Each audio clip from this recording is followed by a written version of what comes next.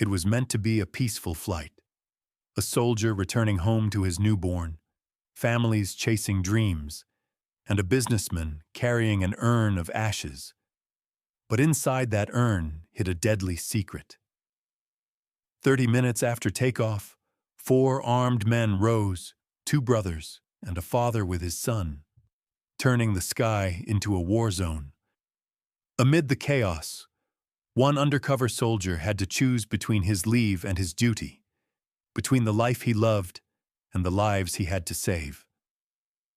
What followed was a fight for survival, redemption, and the meaning of family at 30,000 feet. Before we begin, tell us where you're watching from, and if this story moves you, please like, share, and subscribe for more tales of courage and humanity. The morning light over the international terminal was pale and clean, a glassy reflection of the sky melting into the polished marble floors. Announcements drifted like soft echoes through the vast hall, where people in coats and hurried smiles queued with the sleepy patience of travelers who believed the day would be ordinary. Yet nothing about this flight would be ordinary. Gregory Hale stood out among the crowd with the casual confidence of a man used to being watched. In his late 40s, tall and broad-shouldered, he carried success like a second skin, salt and pepper hair slicked back, a navy suit pressed to perfection, a silver watch gleaming under the cold light. His voice was smooth, almost too measured, and when he smiled, it was the kind of smile that belonged to photographs and business magazines, not to moments of sincerity. To the world, Gregory was a philanthropist, a symbol of stability. Only those closest to him, if anyone truly was, knew there were shadows stitched into that perfect image. Beside him walked his wife, Sarah Hale, a woman of quiet elegance and fragile poise. She was tall, slim, with ash-blonde hair tied in a low knot, her pale green eyes showing the kind of gentleness that came from exhaustion rather than peace. At 40, Sarah carried herself with the grace of someone who had long learned how to smile, even when she wanted to scream.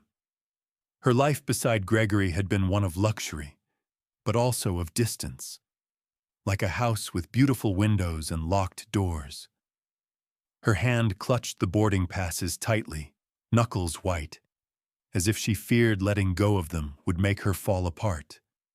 Their son, Daniel Hale, 16, followed behind, hugging a dark mahogany urn wrapped in a velvet cloth. His black hair fell over his brow, and his gray hoodie looked out of place beside his parents' tailored clothes. The boy's eyes, blue like cold water, were red at the corners. "It's Grandma," he had said earlier to the security officer, his voice shaking but his grip unyielding. "Please don't touch it." The officer had looked at Gregory, recognized the face from television, and simply waved them through. Daniel had no idea what the urn truly held. He only knew his father's tone whenever it was mentioned, sharp, final, like the closing of a door. The line moved forward. People murmured, phones beeped, the smell of coffee lingered. At the next counter, a man in his mid-30s passed his ID to the agent. Ethan Ward didn't look remarkable at first glance, and that was the point. He was tall, but not towering, his build lean and steady beneath a gray bomber jacket. His hair was dark chestnut, cut short, his jaw shadowed by 2 days of stubble. There was something in his eyes, hazel with flecks of gold, that spoke of long nights spent awake, watching, waiting. Years in covert operations had carved patience into his bones. Ethan was on leave for the first time in 2 years. His wife, Elena, had given birth 3 weeks ago, and the thought of her holding their newborn girl was the only warmth he carried through the sterile chill of the terminal. Yet beneath that warmth, there was a lingering unease, an instinct he had learned never to ignore. Maybe it was the way the guards at Gate 7 looked too relaxed, or how the metal detectors beeped without consequence. Or maybe it was something in the air, a pressure just before the storm. He stepped aside to let a young woman pass, a flight attendant in her early 20s with short brown hair and tired eyes named Mia Avery. She was new, her uniform too crisp, her smile too polite. As she walked, she checked her watch 3 times in 10 seconds. Nervousness flickered in every motion. She wasn't just a flight attendant. Ethan had seen that kind of tension before, the kind that came from love mixed with fear. Her husband, James Avery, was the first officer of Flight 762, and this was their first time working the same route together. James was a solid man in his late 30s, strong-jawed, clean-cut, with the calm confidence of someone who trusted systems more than luck.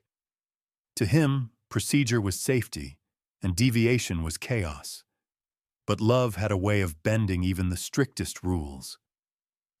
At the security gate, Daniel's voice rose again. "I said don't touch it."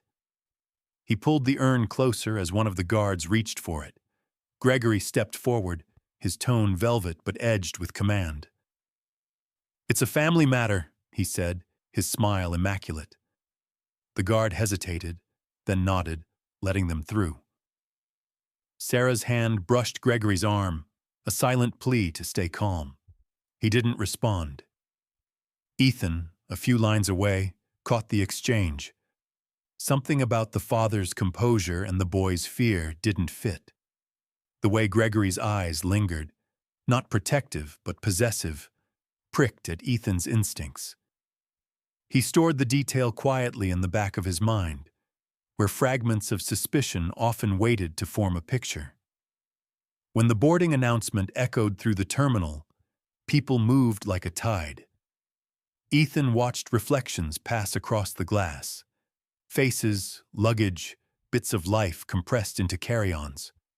The smell of jet fuel drifted faintly in. He pulled out his wallet. Inside was a photo of Elena and their baby, tiny fingers curled around her mother's hand. A knot tightened in his chest. Not fear, not exactly, but that deep ache of men who have spent too long away from home. He whispered to the photo, "I'll be there soon." Boarding began. Families shuffled in, couples whispered, phones recorded, children laughed. Daniel clutched the urn tighter. Sarah adjusted her shawl, her lips pressed thin. Gregory walked ahead, nodding politely to the crew, a picture of wealth and control.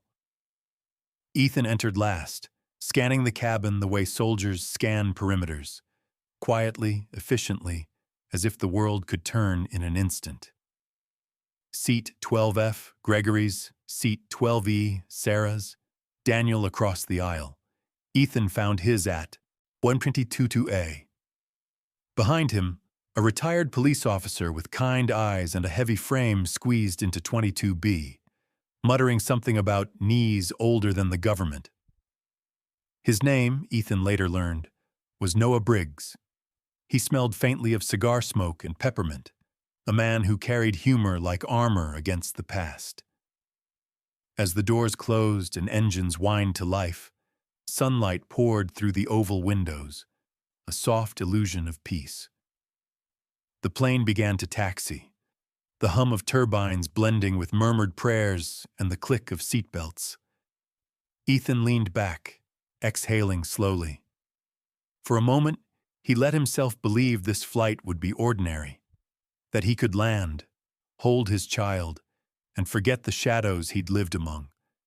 But as the aircraft lifted into the sky, a strange chill rippled through him, a soldier's sixth sense, a whisper in his blood. He looked once more toward row 12, where the urn gleamed faintly under the cabin lights, cradled in Daniel's arms. Gregory's hand rested on his son's shoulder, firm, almost too firm. And Sarah stared out the window, her reflection pale and distant, as if she already knew that this flight would never reach peace. Ethan turned his gaze to the clouds, unaware that within the next hour, he would have to become what he thought he'd left behind. A protector, a weapon, a man standing alone between life and death at 30,000 feet. The sky outside was painted in endless blue, thin white clouds drifting like silk over the horizon. Inside Flight 762, the cabin buzzed with quiet comfort. The faint hum of engines, the rhythm of breathing passengers, the metallic rattle of beverage carts. Everything felt safe, predictable, routine. But beneath that calm hum, fate had already begun to coil. Ethan Ward sat in seat 22A, pretending to sleep. His head leaned slightly toward the window, but behind half-lidded eyes, he watched every movement in the aisle.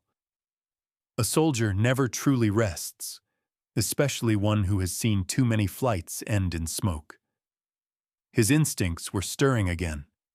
The subtle shift in tone when a steward's voice cracked, the uneven pacing of footsteps near row 15, and the brief exchange between two men who didn't seem to belong together. One of them was Arman Jalili, tall, wiry, mid-30s, with narrow eyes that scanned like a hawk. His skin was olive-toned, marked by a faint scar that crossed the bridge of his nose, an old wound from the Afghan border wars. He wore a dark hoodie under a tan jacket, jeans slightly torn, and his beard trimmed too neatly for a man pretending to be a tourist. There was something military in the way he moved, sharp, deliberate, coiled with quiet violence. Next to him sat Reza Jalili, his younger brother, around 28, broader and more emotional. His face was rounder, his beard uneven, and his restless leg shook the floor under his seat.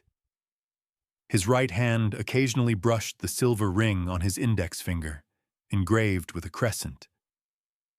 Unlike Arman's cold efficiency, Reza carried the feverish temper of a man ruled by impulse rather than thought. They spoke little, but when they did, their language was clipped, foreign, whispered like broken code. A few rows ahead, near row 10, Viktor Malenkov adjusted his jacket. In his mid-40s, he was heavy-set but strong, with a shaved head and a rough jawline lined with stubble. His eyes were pale gray, like river ice that never melted. Years in the criminal underworld of Eastern Europe had stripped him of empathy and made him a master of control. At his side sat his son, Luka, barely 20, with blonde hair and freckles still soft with youth. Luka's face was too innocent for the hardened lines beside him, his posture unsure, his gaze darting between his father and the window as if trapped between two worlds, the sky and the one he feared below. At 30 minutes past takeoff, the shift came like a switch. Viktor stood first, calmly removing his jacket, revealing a black tactical vest beneath. Arman followed, walking toward the galley with predatory silence. Reza rose next, gripping the aisle seat for balance, eyes flashing, and Luka, hesitant, trembling, stood only because his father's stare demanded it. "Everyone stay seated," Viktor's voice thundered, deep and accented, carrying the tone of a man used to obedience. The cabin froze. Mia Avery, the young flight attendant, turned just in time to see the pistol in his hand. Small, black, silenced. Her breath caught, and the tray she carried fell, spilling juice like blood across the carpet. Viktor grabbed her by the arm, forcing her to the aisle. "Where's the cockpit key?" he barked. Mia stammered, We don't have it, sir. It's locked from inside." Her eyes darted toward the cockpit door, toward her husband. She wanted to scream for him, but fear strangled her throat. Arman and Reza began moving through the cabin. Arman fired a warning shot into the ceiling. The muffled crack split the air, leaving a ringing silence in its wake. "Sit down," he ordered, his voice calm, too calm. Passengers ducked and screamed. A baby cried somewhere near row 20. Ethan's muscles tensed. He slid a glance toward Noah Briggs beside him. The old cop's face had hardened. His hand was gripping the armrest, veins bulging. Their eyes met. No words, just understanding. In the cockpit, Captain Leonard Briggs, a veteran pilot in his 50s with graying hair and years of calm under pressure, heard the muffled gunshot.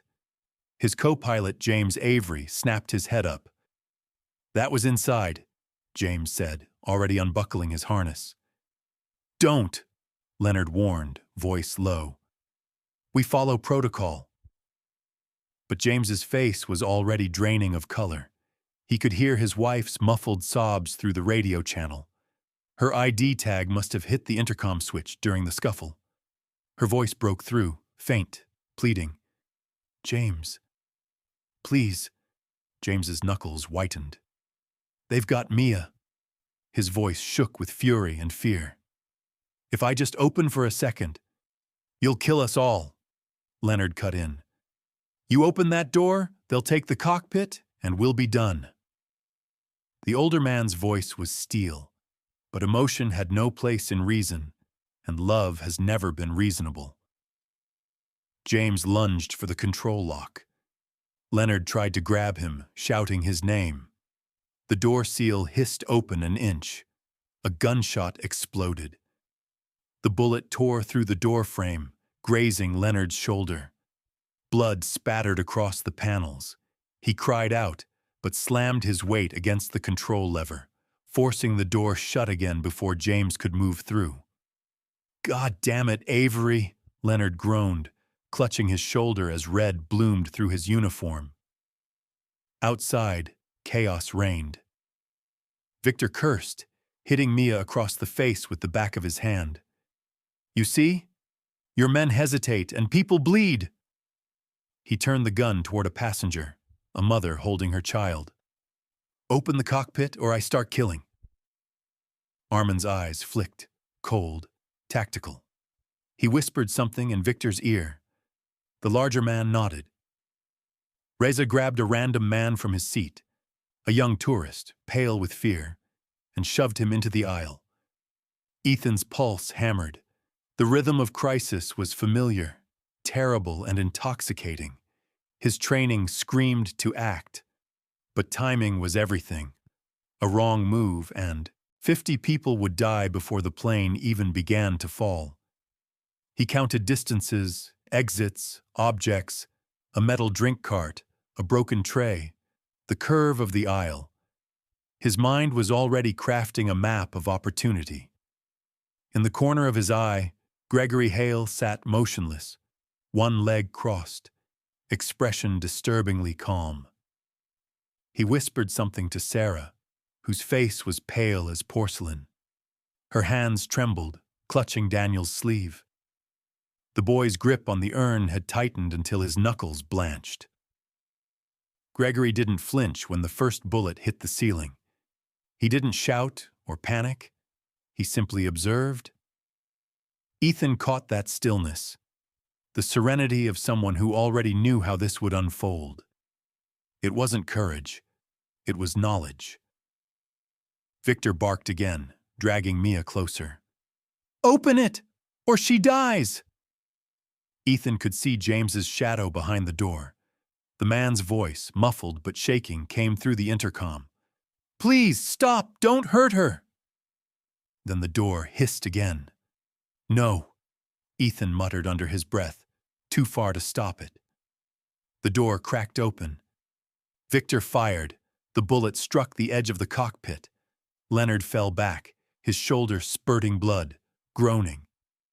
But with his last strength, he threw his body into the closing mechanism, slamming the door shut once more. The lock clicked. James was left outside, staring at his wife through tears. For a moment, time hung still. Then Victor smiled, a horrible, triumphant curl.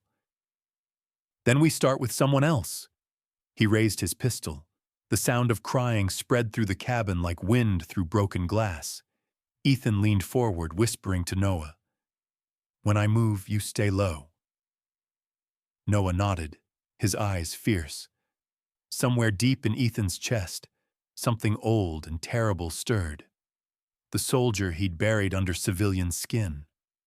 The plane hummed steadily, unaware that in its belly, humanity had fractured into two kinds of people, those who screamed and those who would soon stand. And Ethan Ward, against his own will, was about to stand. The cabin smelled of gunpowder and fear. Smoke from the fired bullets drifted through the air, catching the fluorescent lights and turning them into streaks of gray. Flight 762 had become a floating cage, suspended in thin air, holding equal parts hope and horror.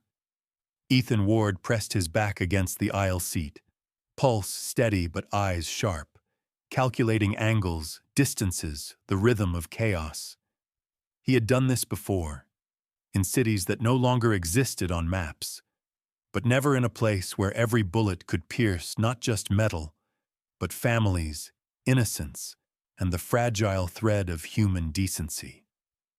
Beside him crouched Noah Briggs, the retired cop whose face, once jovial, now looked carved in stone. He had been in his late 50s, short, broad-chested, his graying beard rough and uneven, his eyes the faded blue of men who had seen too much and yet still cared too deeply. Years of chasing suspects and burying friends had left him with a limp in his left leg and a habit of cracking his knuckles before doing something reckless. He whispered, "We can't outgun them, son, but we can outthink them." Ethan nodded, his gaze already on the trembling boy standing near the center aisle. Luka Malenkov. Luka's face was pale, the freckles standing out like stars across a stormy sky. He couldn't be older than 20, yet the pistol in his hand looked too heavy for him. His eyes darted from his father, Victor, to the passengers huddled in their seats. The boy's breath came in quick, shallow bursts. Ethan saw himself in that hesitation, the same fear he had once felt holding a rifle for the first time in Afghanistan, before his commanding officer told him that hesitation gets people killed. Ethan stepped forward slightly, voice calm but carrying authority. "You're scared," he said quietly. "That's good. It means you still have something left in you that your father lost a long time ago." Luka's hand twitched. Victor barked something in Russian, a command, sharp and cutting. The boy froze but didn't shoot. Ethan took another step. "You've got someone waiting for you back home?" Luka blinked, surprised by the question. "Your father, does he even care if you live through this?" Victor's head snapped toward him, eyes blazing. "Enough! Sit down!" Ethan ignored him. He reached slowly into his pocket, pulling out a folded photograph, his wife Elena holding their newborn daughter. "That's my little girl," he said, voice low, almost tender. "She doesn't even know what my voice sounds like yet. I promised her I'd be home before she says her first word. You got anyone who ever made you a promise like that?" Luka's lips parted, no words coming out. His lower lip trembled. His finger slipped from the trigger. Reza saw it first and shouted, raising his weapon. But Noah moved faster than anyone expected for a man his age. With a sudden surge, he shoved the drink cart forward, slamming it into Reza's knees. The man fell with a cry. Ethan lunged, grabbing the pistol from Luka's hand and spinning to strike Armand square across the jaw. The taller man staggered back, blood spraying from his mouth. Ethan hit him again, swift, practiced, precise. Noah tackled Reza, pinning his arm under the seat while passengers screamed and ducked. The sound of fists, metal, and bodies colliding filled the air. Victor roared, swinging the butt of his gun toward Ethan, but Luka, as if waking from a trance, threw himself between them. "Stop, father!" he shouted. Victor's eyes widened, rage, disbelief, betrayal, all flashing in a single second of stunned silence. Ethan used that heartbeat to his advantage. He slammed Victor's wrist against the wall, the gun clattering away. Then he spun, driving his elbow into the man's temple. Victor fell hard, unconscious. It took less than 30 seconds. 30 seconds for order to crumble and then re-emerge. Ethan and Noah bound the Jalili brothers and Victor with seatbelts and zip ties taken from the emergency kits. Luca sat trembling in shock, staring at his empty hands. Ethan crouched beside him, breathing hard but controlled. "You did the right thing," he said softly. "You stopped him." The boy didn't respond. His eyes were glassy, lost somewhere between guilt and relief. Passengers began to whisper, sob, some even clap. Mia Avery, her lip bleeding and cheek swollen, helped gather the wounded. Her hands shook, but her movements were steady. She was built small but resilient, hazel eyes that still burned with fight even after tears. "Thank you," she whispered to Ethan as she passed, voice hoarse. Ethan gave a single nod, his eyes already sweeping the room again. He didn't believe in victories that came too easily. In the cockpit, Captain Leonard's breathing had grown shallow. James Avery was beside him, pressing a bandage against his shoulder. "Just stay with me," James muttered. Leonard smirked weakly. "You'll make a fine captain, Avery, once you stop opening doors for love." James's jaw tightened. He wanted to argue, to apologize, but there was no time. "We've stabilized altitude," Leonard rasped. "Keep her level, keep her alive." Back in the cabin, the calm after the storm was brittle. Gregory Hale rose slowly from his seat, straightening his jacket, face composed like marble. Sarah reached for his hand, whispering, "Stay seated, Gregory. Please." But he brushed her off, smiling faintly. "My dear, someone has to make sure this doesn't happen again." He moved toward the back where the prisoners were tied, his posture too confident for a frightened civilian. Ethan's eyes narrowed. Gregory knelt beside Victor, speaking softly, words too low to hear. He placed a hand on the man's arm, almost comforting. Then, while Ethan was checking the cabin intercom, Gregory's other hand slipped into his pocket and pressed something small, a coded device disguised as a pen, against the binding. A sharp click sounded, almost inaudible. The restraints loosened. By the time Ethan turned back, Gregory was already walking toward the front again, his expression unreadable. Within minutes, chaos reignited. Reza twisted free first, elbowing Noah in the ribs. Armin tore his wrists loose next, swinging the broken buckle like a blade. Ethan cursed under his breath and lunged again, but this time there was no surprise advantage. Reza fired into the ceiling. Oxygen masks dropped. Passengers screamed. Sarah gasped, clutching Daniel to her chest, while Gregory stood still, hands clasped behind his back, watching his own handiwork unfold like a man admiring a storm. Outside, the sky split with motion. 2 F-16 fighter jets slid into formation beside the plane, their sleek silhouettes gleaming in the sunlight. The intercom crackled. "Flight 762, respond. We are authorized to neutralize if we lose contact." The air turned thin, heavy with dread. Reza shoved the gun into Ethan's chest. "Tell them everything is fine," he growled. Ethan met his eyes, steady, defiant. "If I say the wrong word, we all die." "Then say the right ones," Reza hissed. Ethan lifted the radio, his voice calm, his heartbeat roaring. "This is Flight 762, cabin secure, situation under control. returning to normal operations. He paused, glancing at the window where one of the F-16 pilots saluted. "Do not engage." The line went dead. Silence followed, a silence that felt more dangerous than gunfire. Gregory turned his gaze toward Ethan then, their eyes locking across the aisle. There was no panic, no guilt, just a quiet, knowing smirk. It was in that moment Ethan realized the hijacking wasn't chaos. It was choreography. And Gregory Hale was the conductor. The cabin had become a battlefield suspended in the heavens. Smoke curled upward in thin, trembling ribbons, lit by the pale blue light flickering along the ceiling panels. Screams layered with the roar of the engines, and the metallic scent of blood filled the air. Ethan Ward's chest heaved as he crouched behind a row of seats, his ears ringing from the last gunshot. His eyes, sharp and relentless, scanned every corner. The situation had spiraled beyond human control.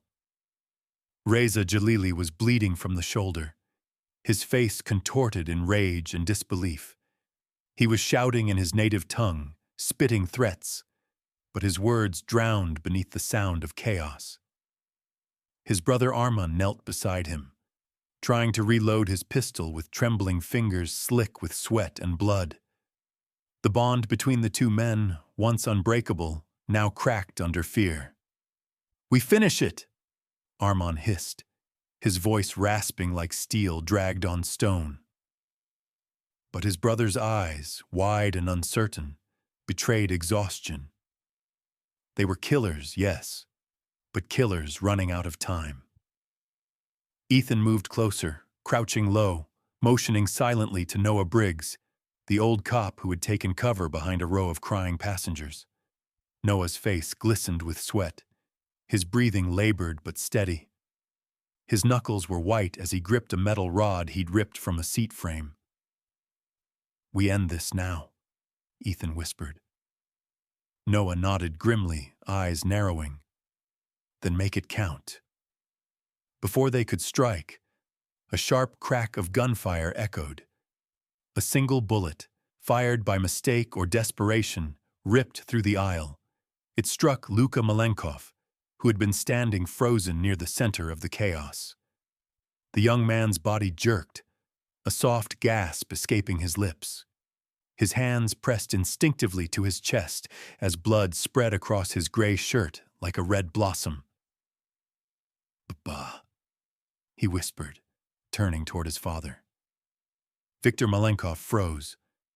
For the first time since the hijacking began, his face, usually carved in cold authority, fractured into disbelief.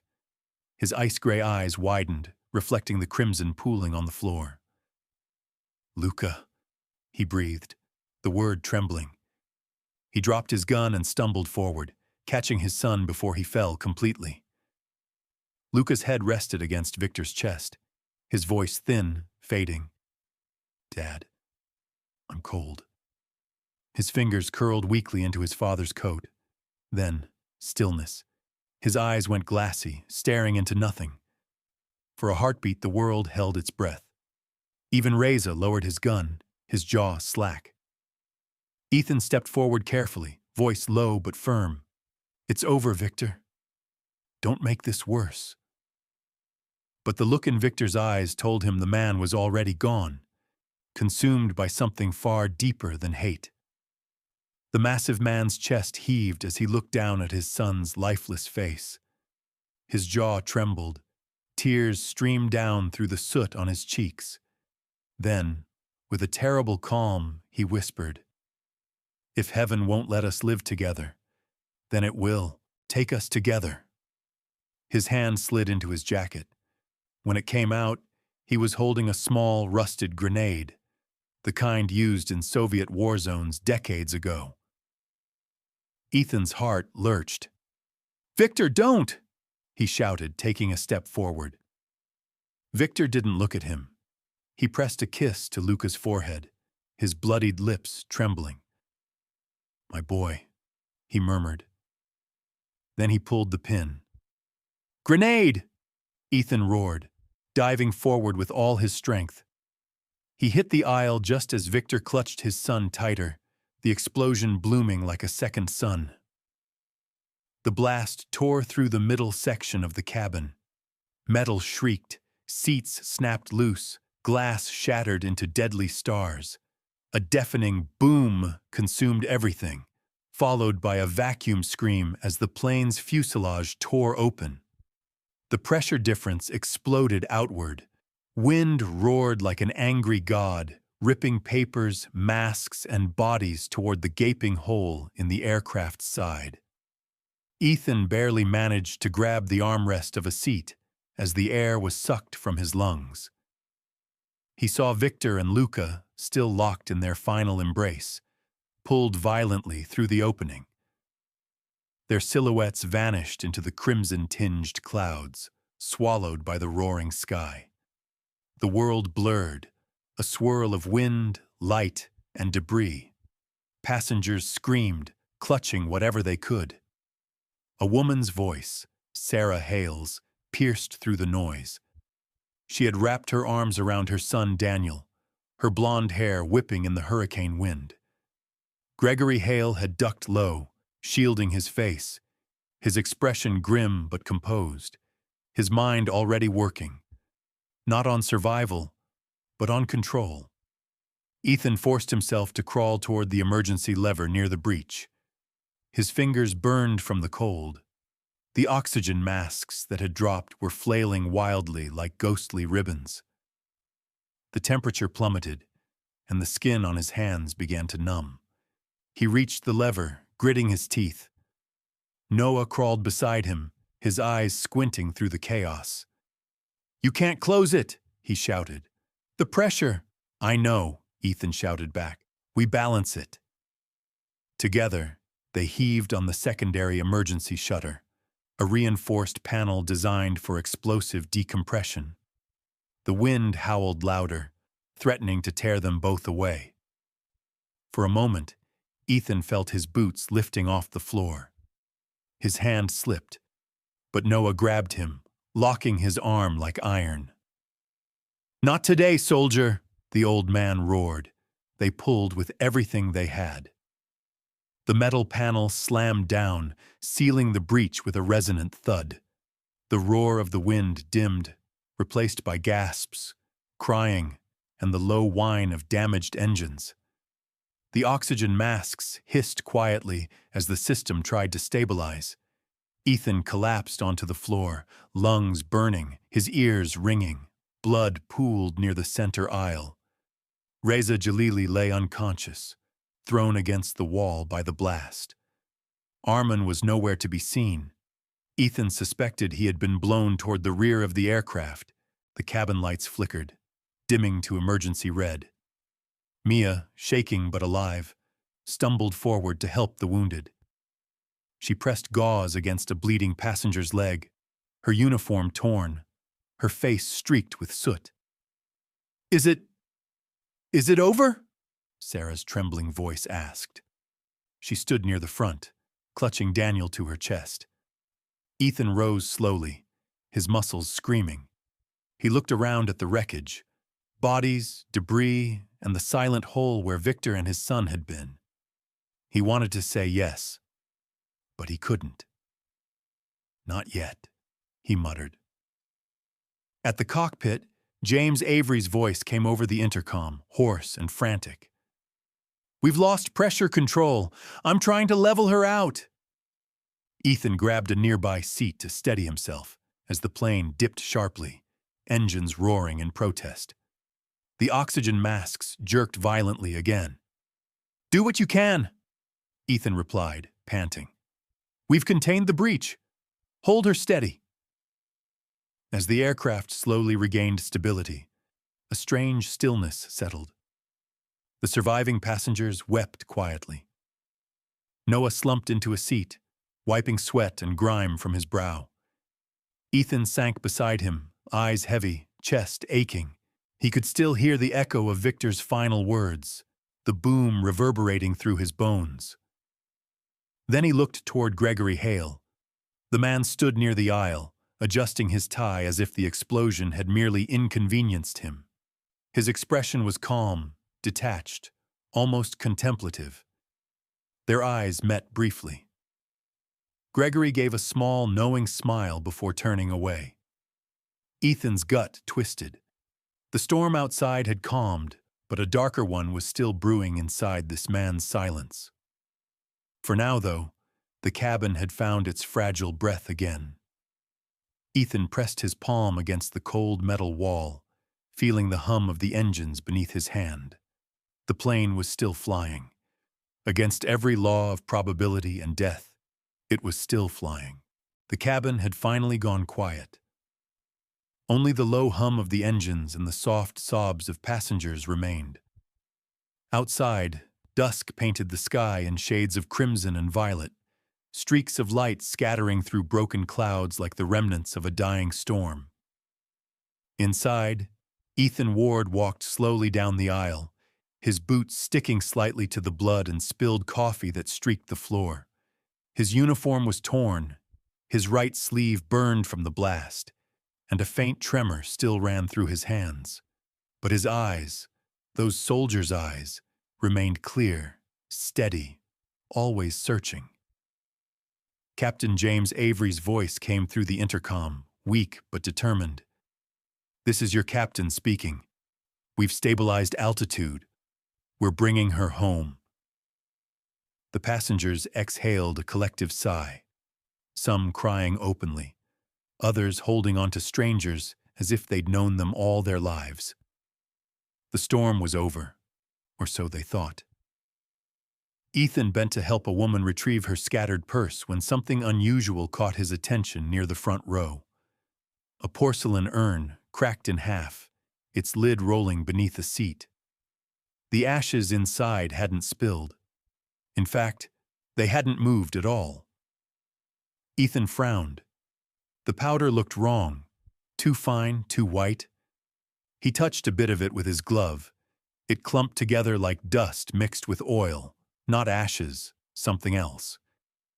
He picked up the urn and examined its inner lining. Hidden beneath a false layer of ceramic was a small metal cylinder, barely visible through the fracture.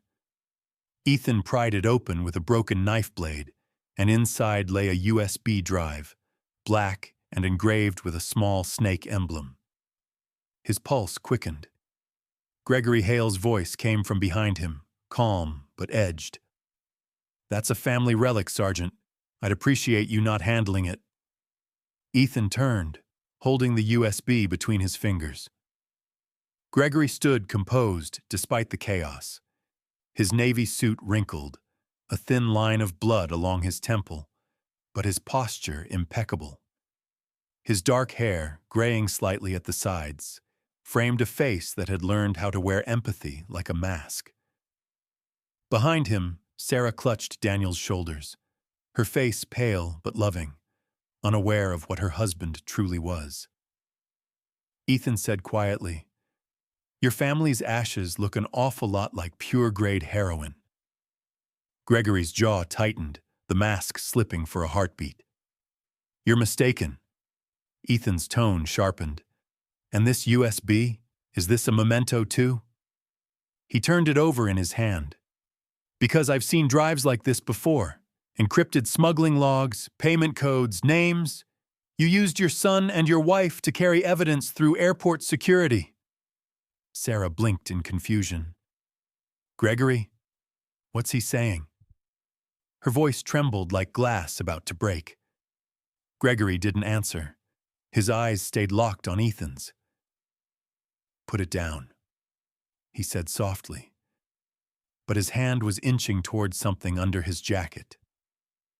Ethan caught the motion instantly. "Don't," he warned. The air in the cabin tightened again. Passengers ducked instinctively, though no one moved. Gregory took one step forward, his voice low, dangerous. "You don't understand. You think this was about money? I built a network to survive, to protect them. You, of all people, should understand what that means." Ethan's grip tightened around the USB. Protecting them doesn't mean poisoning others.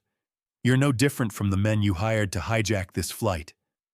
Gregory's eyes flashed with something feral. He turned to Sarah. Take Daniel, go to the front, now. The woman hesitated, trembling. Gregory, please. Do it, he barked, the businessman's charm burning away, leaving the raw tone of a man who'd lived too long on lies. Sarah gathered her son and stumbled toward the front, sobbing.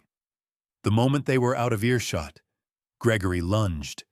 The movement was fast, desperate, but trained. Ethan blocked the strike with his forearm, the impact rattling through his bones. Gregory's fist came again, aimed at Ethan's throat, but Ethan sidestepped, grabbing his wrist and slamming him into the wall.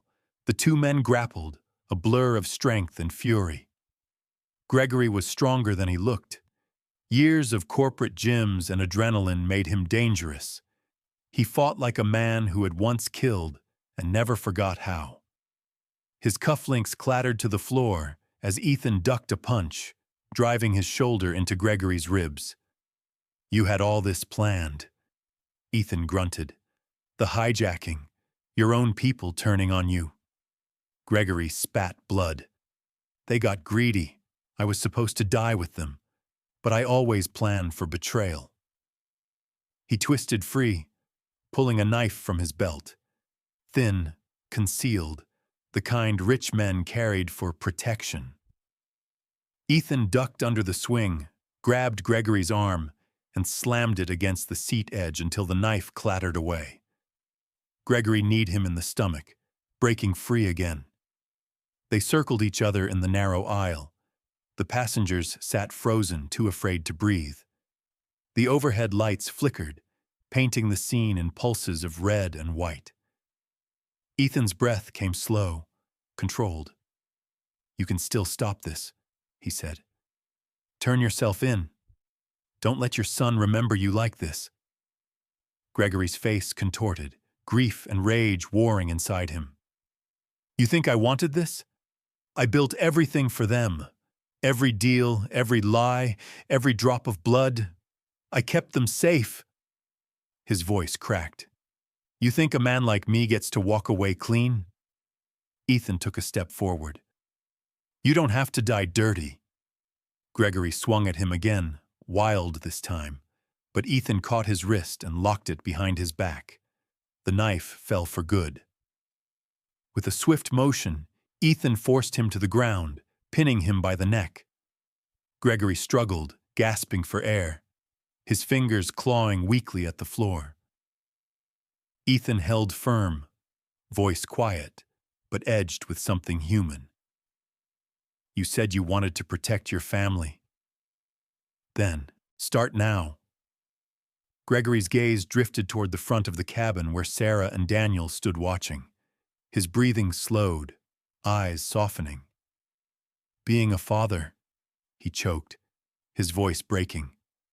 Sometimes it means knowing when to stop. His body went limp beneath Ethan's hold. He wasn't dead, just surrendered, broken. Ethan exhaled deeply, rolling off him, chest rising and falling. The USB lay near his boot. He picked it up, staring at the snake emblem one last time. The truth of the hijacking, the smuggling ring, the lies, all of it had come from one man's attempt to protect the thing he was now losing. At that moment, Captain Avery's voice came over the speakers again. Ladies and gentlemen, prepare for landing. The engines roared softly as the plane began its slow descent through clouds streaked with orange light. Soldiers were already waiting below, radar locks following their every move. As the wheels touched down, the cabin erupted in sobs of relief. The military stormed aboard moments later, securing the surviving hijackers and Gregory Hale, now handcuffed and silent, eyes lost somewhere only guilt could reach. Ethan stood near the window, watching the dawn rise over the runway. He took out his phone, hesitating. Then he called. A woman's voice answered, soft and warm. "Ethan?" He smiled faintly. In the background, he heard a baby's cry. "Yeah," he whispered. "I'm coming home." She laughed gently through tears. "So you finally come back to the sky?" Ethan looked out at the horizon, where the clouds glowed like embers. "No," he said. "I'm coming back to you." And for the first time in what felt like years, Ethan Ward allowed himself to breathe. Not as a soldier, not as a savior, but as a man finally landing. Sometimes, miracles don't come with thunder or angels in the sky. Sometimes, they come in the form of one man, bleeding, tired, yet refusing to give up when others would have fallen. Flight 762 was more than a battle between good and evil. It was a reminder that faith can live even at 30,000 feet, and that God still moves through ordinary people who choose courage over fear, mercy over vengeance. Perhaps you've faced your own storms, the kind no one else sees. Maybe you've been that person holding on when the world tells you to let go. Remember this: even when the sky breaks and everything seems lost, grace still finds its way through the clouds, because every act of kindness, every moment of courage, is a miracle. May God bless everyone watching this story. If this touched your heart, share it with someone who needs hope today. Comment where you're watching from, and don't forget to like and subscribe. Because together, we keep these stories of faith, courage, and redemption alive. And may every journey you take be guided by light, protected by grace, and watched over by His hand above the clouds.